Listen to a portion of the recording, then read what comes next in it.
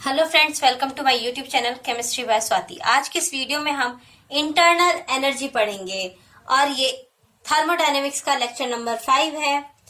Internal energy को capital E या फिर कैपिटल यू से भी डिनोट करते हैं। इंटरनल एनर्जी होती क्या है?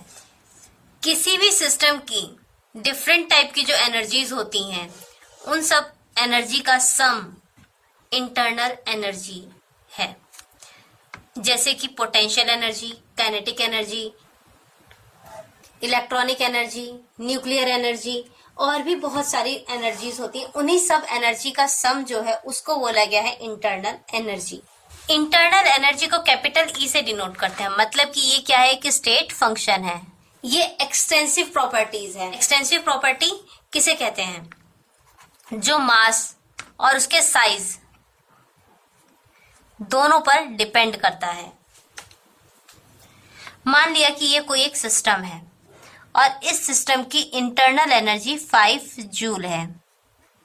इस सिस्टम की इंटरनल एनर्जी 5 जूल है। अगर इस सिस्टम को आधा काट दिया जाए तो इंटरनल एनर्जी भी हाफ हाफ हो जाएगी।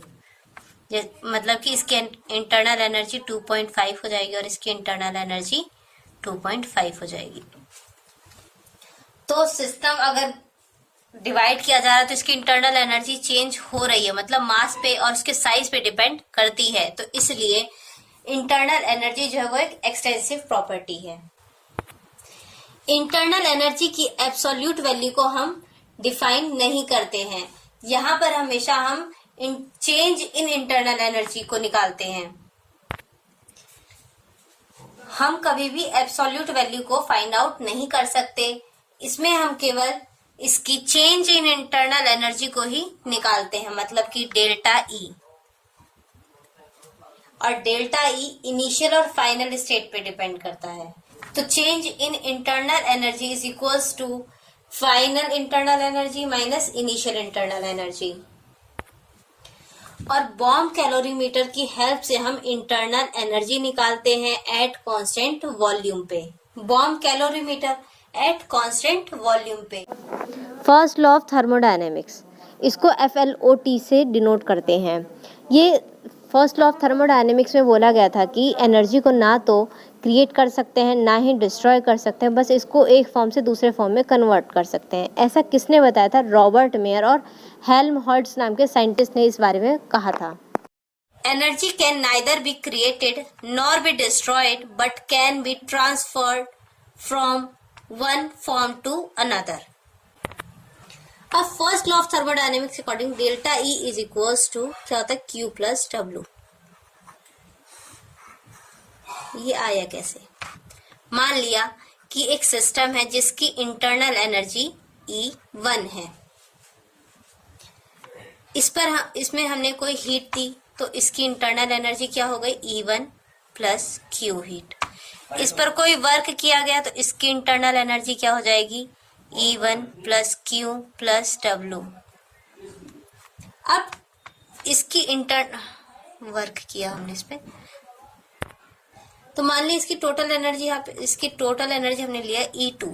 हम यहाँ पे लिख सकते हैं E1 plus Q plus W is equals to E2।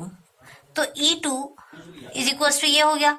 E1 की वैल्यू अगर हम इधर लेके आए तो E2 माइनस E1 हो जाएगा बराबर Q प्लस W। तो E2 माइनस E1 को हम लिख सकते हैं डेल्टा E बराबर Q प्लस W। अब यहाँ पर Q जो है वो पॉजिटिव है और W भी पॉजिटिव है। लेक्चर 4 में साइन कन्वेंशन के बारे में आपको बताया था कि Q पॉजिटिव है, इसका मतलब है heat absorb by the system, और W पॉजिटिव है तो इसका मतलब है work done on the system. और डेल्टा E क्या हो जाएगा? Change in internal energy. इसी टॉपिक पर बेस्ड ये एक न्यूमेरिकल है। 1 gram of water change from liquid to vapour phase at constant pressure of 1 atmosphere. 1 gram water, मतलब हमें यहाँ पे क्या दिया है? Mass W is equals to 1 gram of water, और इसमें एटमॉस्फेरिक प्रेशर कितना दे रखा है? कांस्टेंट प्रेशर पे P इज इक्वल्स टू क्या दे रखा है? 1 atmosphere. The volume increase from 1 ml to 1671 ml। तो वॉल्यूम V1 हमें कितना दे दिया 1 ml और V2 हमें दे दिया कितना 1671 ml. The heat of vaporization at this pressure is 540 calorie per gram. तो यहाँ पे हीट दिया Q is equal to 540 calorie per gram. Find the increase in internal energy of work. Delta E हमसे यहाँ पे पूछा है और यहाँ पे बोला कि 1 लीटर एटमॉस्फेयर बराबर कितना होता है 101 जूल. वैसे तो 101.3 जूल होता है, लेकिन यहाँ दे रखा है 101 जूल, तो यही वैल्यू हम पुट करेंगे. तो इसे सॉल्व करते हैं. इंटरनल एनर्जी का फॉर्मूला क्या होता है? Delta E is equal to Q plus W. अब हीट तो हमें पता है, वर्क यहाँ पे दिया हुआ नहीं है, तो वर्क निकालने के लिए फॉर्मूला होता है W is equal to minus P delta V. Delta V को क्या लिख सकते हैं V2 माइनस V1. लेकिन यहाँ पर जो वॉल्यूम हमें दिया हुआ है वो ml में दिया हुआ है और हमें निकालना लीटर एटमॉस्फेयर में है, तो ml को किस में चेंज कर देंगे? लीटर में. तो यहाँ से V2 माइनस V1 करेंगे तो माइनस प्रेशर 1 दे दिया, V2 माइनस V1 तो 1671 माइनस 1 हो जाएगा, तो यहाँ पे आ जाएगा 1670. अब ये लीटर की जगह ml एटमॉस्फेयर में आया है, इस ml को लीटर में कन्वर्ट करेंगे तो माइनस 1670 डिवाइडेड बाय 1000 कर देंगे लीटर एटमॉस्फेयर. अब ये जो लीटर एटमॉस्फेयर आया है इसको जूल में कन्वर्ट करने के लिए किससे मल्टीप्लाई करेंगे? 101 जूल. तो 1670 divided by 1000 multiply by 101 joule हो जाएगा लीटर एटमॉस्फेयर की जगह. अब इसको अगर सॉल्व करें तो इसकी वैल्यू आएगी माइनस 168.67 जूल. अब यहाँ पे हीट जो दिया हुआ है 540 कैलोरी पर ग्राम दिया हुआ, कैलोरी में दिया हुआ, जबकि हमें निकालना किस में है? जूल में निकालना आंसर. तो Q इज इक्वल टू क्या दे रखा है 540 कैलोरी पर ग्राम. अब कैलोरी को जूल में चेंज करने के लिए, कैलोरी को जूल में चेंज करने के लिए 4.2 से मल्टीप्लाई कर देते हैं, तो 540 मल्टीप्लाई बाय 4.2 जूल. इसको सॉल्व करेंगे, यहाँ पे आ जाएगा 2268 जूल. अब ये Q और W हमारा दोनों निकल गया. ये वैल्यू इसमें पुट करेंगे और सॉल्व कर लेंगे.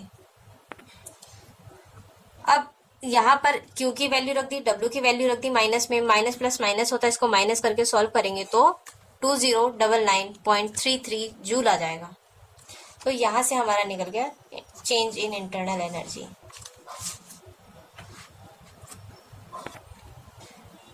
आज की वीडियो में बस इतना ही पढ़ेंगे. इस टॉपिक से रिलेटेड वीडियो अगले लेक्चर में आपको मिल जाएगा.